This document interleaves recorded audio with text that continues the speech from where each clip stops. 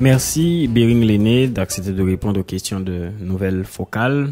Alors, nous allons commencer cette entrevue et je vais vous demander de vous présenter pour Nouvelle Focale, les liens que vous avez avec Focale. Et merci Nouvelle Focale. Donc c'est un plaisir pour moi d'être avec vous. Je suis Lenny Bering, étudiant en année préparatoire à la faculté des sciences humaines. En quelque sorte, mes relations avec Focale débutent il y a de cela un peu plus d'1 an. Quelques camarades au lycée Toussaint Louverture m'avaient encouragé à adhérer à la bibliothèque Monique Calix.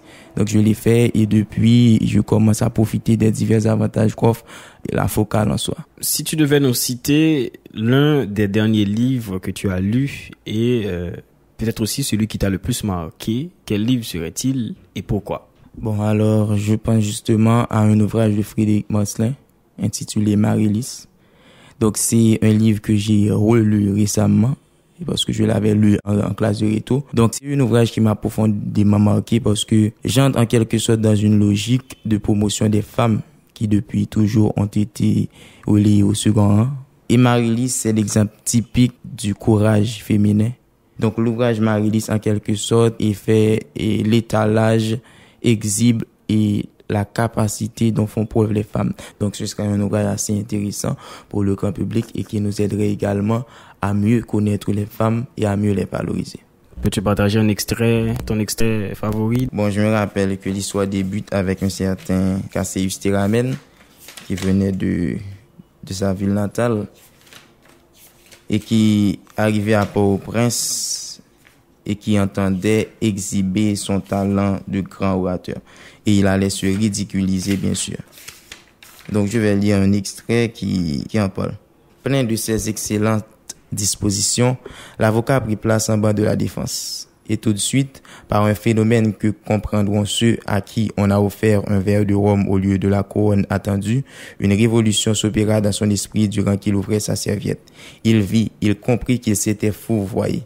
Ce public tumultueux et gouailleur qui l'entourait, ses confrères blagueurs, irrévérencieux, dont quelques-uns même étaient sans gilet, ne semblaient pas en vérité se douter de sa haute personnalité.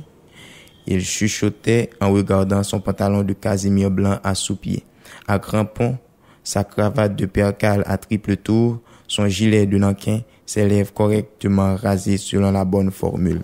Et plus loin, il allait répéter ces mots. Je ne viens pas me bandaler dans la Babylone moderne. Je viens défendre l'occiput en danger d'un de mes concitoyens. Sans aucun artifice, j'entrerai de pied dans la matière. Un rire fou secoua l'auditoire. On n'a jamais su pourquoi, car elle n'était pas l'intention de l'orateur. Le rire gagna les juges, révolutionna les avocats. Le militaire en faction de la porte, voyant rire tout le monde et n'y comprenant rien, laissa choir son fusil qui par bonheur n'était pas chargé. Il se tordit aux éclats. Merci Bering L'aîné. Et pour finir, parce qu'on n'a que quelques secondes, quelle est l'importance de la lecture pour toi? L'importance de la lecture. La lecture, non seulement ça nous permet de voyager dans le temps, de connaître les espaces lointains, les diverses civilisations. Ça nous permet de mieux nous connaître nous-mêmes. Et la lecture également, c'est une conversation avec les gens de toutes les époques. Et par le biais des écrivains qui viennent de toutes les années et de toutes les nations. Et il y a une citation de Victor Hugo que j'aime beaucoup. Il dit « Lire, c'est comme manger et boire. L'esprit qui ne lit pas, tout comme le corps qui ne mange pas, m'écrit. » Donc la lecture, c'est ça l'importance de la lecture. La lecture nous nourrit, tout comme la nourriture, il nous fortifie. Donc c'est ça pour moi l'importance de la lecture. Merci.